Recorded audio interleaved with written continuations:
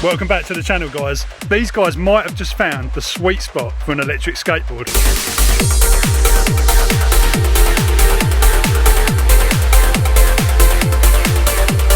Look at this, guys. A company called Team G has sent me this skateboard. Check this out. How cool is that? I've actually taken this out. I've just put it back in the box to show you the packaging because it's packaged pretty well. But the first impressions of this are, that looks like a really nice skateboard. And if you sort of flip it over, you can see there's a lot of attention to detail here. I've literally just got this out of the box, got the controller, turned it on. There's a power button there and it's working straight away. Probably could do with a bit of a charge, but I'm impatient, so I'm gonna have a little go.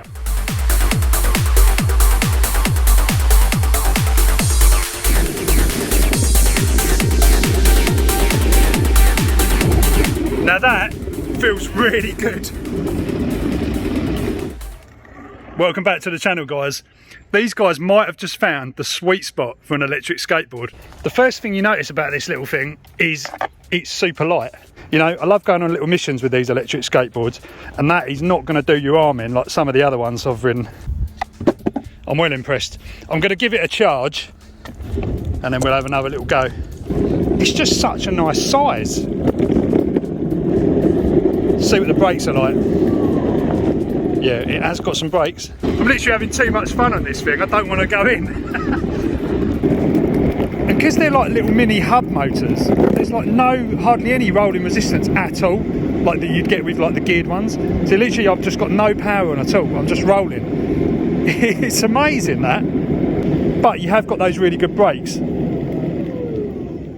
just to get you out of trouble. That's what I wouldn't feel comfortable on a normal skateboard. Okay, time to get this thing charged. There's the charger.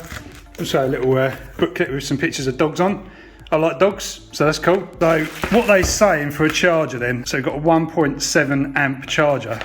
That's unusual. So the charging port is here. You've got a little waterproof cover over that. This is metal, so this is obviously the controller here. This is all metal. And also so is that as well. So this is properly bulletproof, or maybe not bulletproof, but you know what I mean? A stone, or you smack that, it's not gonna crack. So that's well thought out. So it's charging now, so I'll just leave that for the minute. So I was just trying to find out from the manual what the battery capacity was. So I've ended up on their website because the manual sort of showed 3 different battery types. But it looks like here you can see 7.5 amp hours, which is a good, you know, that's a good sized battery. That's similar to the boosted that I was riding before, and that was a longer board, obviously a bit higher power. And they're saying the range is 18 miles. We'll see, you know, maybe. Could be possible. And you see here it's got 2 450 watt motors. It does feel like that. So yeah, there's the specs, guys. So yeah, guys, I've done quite a lot with electric skateboards over the last, 5 years or so. I started out getting one from China, which had a terrible speed controller. And I ended up replacing that with a Vest controller. And then I set out tuning that to kind of get the best performance out of it. That was only a 1-wheel drive skateboard, but it did have a really powerful motor on it. Then I actually got a boosted board, which, now Boosted is obviously gone as a company. I got a boosted board V2, I was really impressed with that. But it was a long board, and I always felt like, you know what, it needs to be a little bit smaller. So I could fit it in the Twizy, I could, just to make it a little bit more portable. Then they brought out their Mini, and I was going to get that, but then obviously the company just sort of disappeared. So my initial thoughts on the Team G brand, from what I've seen here, is it looks like they've kind of picked up where Boosted left off. It's really good quality. I've got this massive mounting board here as well, but it's just too big. It's just too big and heavy. You just can't really take it anywhere. And every time you come to a curb or a bump or something, you've got to pick it up, and it's so heavy. So I'm going to give the controller a charge as well. Nice to see they've put a USB-C on there, which is going to be compatible with most phone chargers. The firmware on this is really good as well. So you've got an OLED display, and it's actually telling you charging status there as well.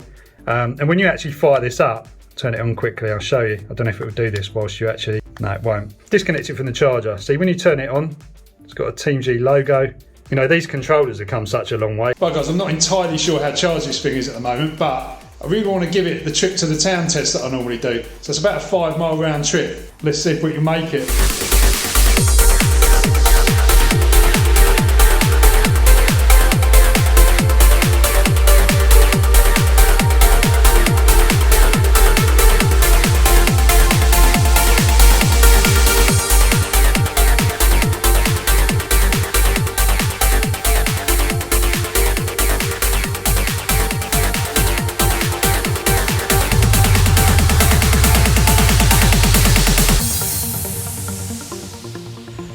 love a bit of pound stretcher. Board's doing well. Let's get out of here before it starts raining. Typical, it's started raining. At least I can do a rain test on the old wheels. So normally when you put your brakes on, the back slides around like an absolute, and that has actually handled it pretty well.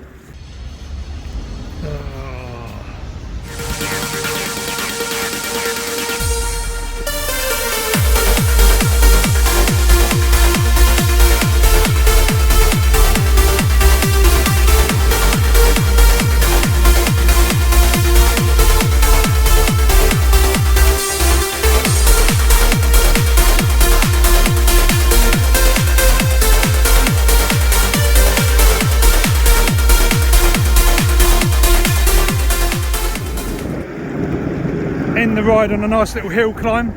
It's handling it really well. So, look at the state of it. So we get to the end of another road test, guys, and I've got to say, as soon as I got this out of the box, I just knew it was going to be good. I've just been wanting something like this for quite a long time. Just a small skateboard that's got a lot of power that you can jump on, you can just do last mile kind of commuting with it. That was quite a long way. I've got to say, that felt like quite a long way on this little board. You know, it's not like jumping on an e-bike. 5 miles is nothing on an e-bike. I think this is a really useful bit of kit. You know, electric skateboards aren't for everyone. You know, they're easier to ride, a lot easier to ride than a normal skateboard because you've got brakes. For one, that's one of the biggest things, and you haven't got to balance on one leg whilst you're trying to propel the thing along. But it always surprised me with Boosted Balls marketing that they were sort of saying, oh, you know, this is like the future of a kind of personal transport. But, you know, it is still a niche kind of area. You know, if you're used to riding skateboards, you're going to love this sort of thing. If you're not, you could learn. That's my 2 cents anyway. So just looking at the remote here, range-wise, we've done 8.8 kilometres in total. I don't know how you change. I haven't even looked into changing this to miles per hour yet. I presume you can. But, yeah, so we've done 8.8 kilometres, which is what I was saying, 5.4 miles. It wasn't fully charged either. The battery wasn't, you know, the charger wasn't showing green when it was fully charged. We've used a total of 3 battery bars there, and there's 2 remaining. So yeah, it's done 5.4 miles and it's about halfway done. So you're probably going to get another 5 or 6 out of that.